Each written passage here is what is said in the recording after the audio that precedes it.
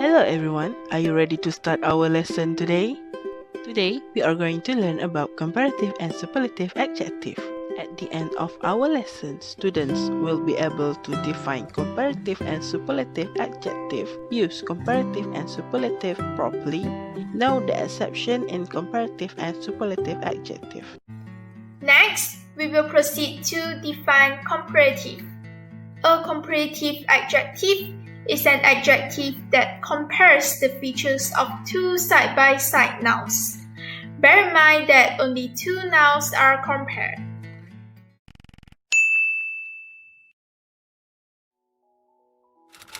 Moving on, as we all know that comparative adjectives are used to compare differences between the two objects they modify, and they are also used in sentences where two nouns are compared in a particular pattern, like the first one, noun, which serves as a subject, plus verb, plus comparative adjective, plus the word then, and lastly plus noun which serves as an object.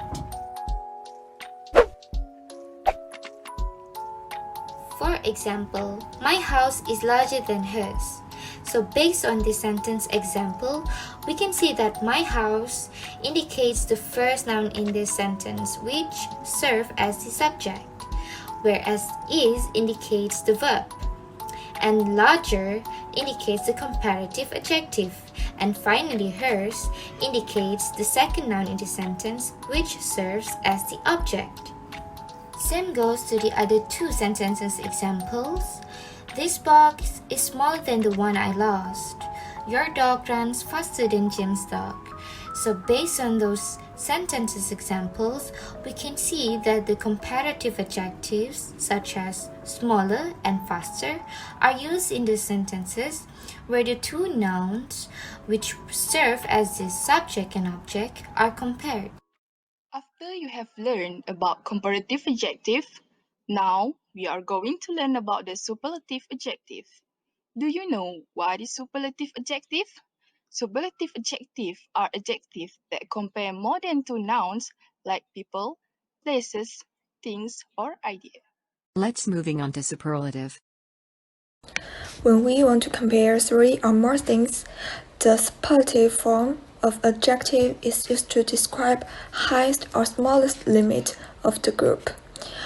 Usually we add "ist" at the end of the adjective, such as tallest, smallest, or hardest.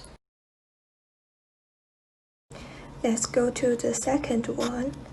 One of the can be added to the superlative. For example, she is the best student in the class. Next, definite article the can be omitted if it's before the superlative of the adverb. For example, I jump farthest in the class.